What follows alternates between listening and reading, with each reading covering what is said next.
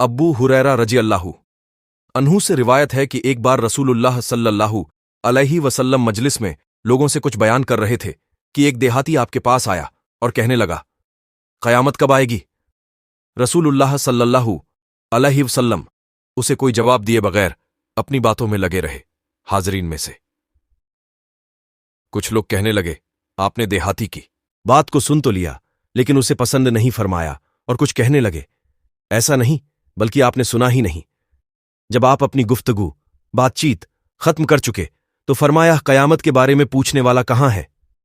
دیہاتی نے کہا، ہاں اے اللہ کے رسول صلی اللہ علیہ وسلم، میں حاضر ہوں۔ آپ نے فرمایا، جب امانت ضائع کر دی جائے تو قیامت کا انتظار کرو۔ اس نے معلوم کیا کہ امانت کس طرح ضائع ہوگی۔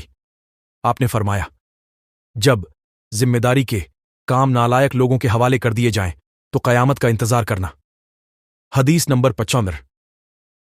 عبداللہ بن عمرو رضی اللہ عنہ سے روایت ہے کہ انہوں نے فرمایا، ایک سفر میں نبی صلی اللہ علیہ وسلم ہم سے پیچھے رہ گئے تھے، پھر آپ ہمیں اس حالت میں ملے کہ ہم سے نماز میں دیر ہو گئی تھی اور ہم جلدی جلدی وضو کر رہے تھے۔ ہم اپنے پاؤں خوب دھونے کے بجائے ان پر مسح کی طرح گیلے ہاتھ پھیرنے لگے۔ یہ دیکھ کر آپ نے تیز آواز سے 2 یا 3 بار فرمایا، دوزخ میں جانے والی ایڑیوں کے لیے بربادی۔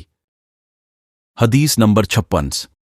ابن عمر رضی اللہ عنہ سے روایت ہے کہ انہوں نے کہا، رسول اللہ صلی اللہ علیہ وسلم نے فرمایا، پیڑوں میں ایک پیڑ ایسا ہے جس کے پتے نہیں جھڑتے، اور وہ مسلمان کی طرح مجھے بتلائیں وہ کون سا پیڑ ہے۔ اس پر لوگوں نے جنگلی پیڑوں کا خیال کیا۔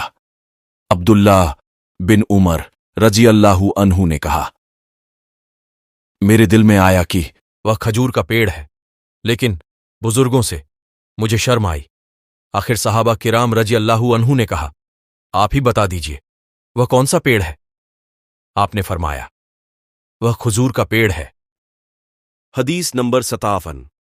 انس رضی اللہ عنہ سے روایت ہے، انہوں نے فرمایا، ایک بار ہم مسجد میں نبی صلی اللہ علیہ وسلم کے ساتھ بیٹھے ہوئے تھے کہ اتنے میں ایک اونٹ سوار آیا اور اپنے اونٹ کو اس نے مسجد میں بٹھا کر باندھ دیا، پھر پوچھنے لگا کہ تم میں سے محمد صلی اللہ علیہ وسلم کون ہیں؟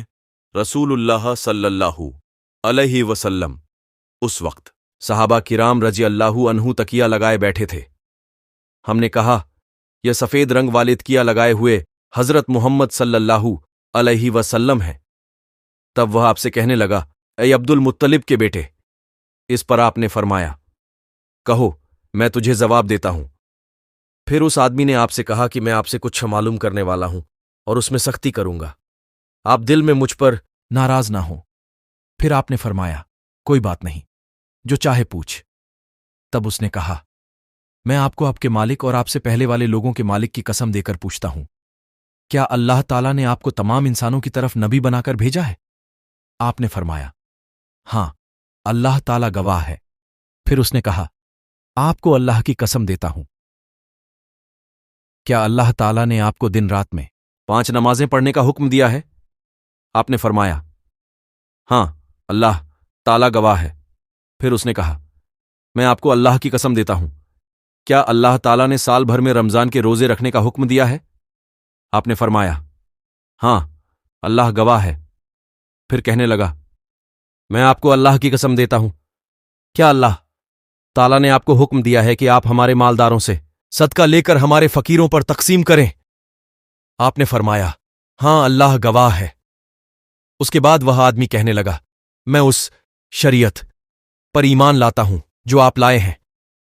میں اپنی قوم کا نمائندہ بن کر آپ کی خدمت میں حاضر ہوا ہوں۔ میرا نام جمام بن سالبہ ہے اور میں سعد بن ابی بکر نامی قبیلے سے تعلق رکھتا ہوں۔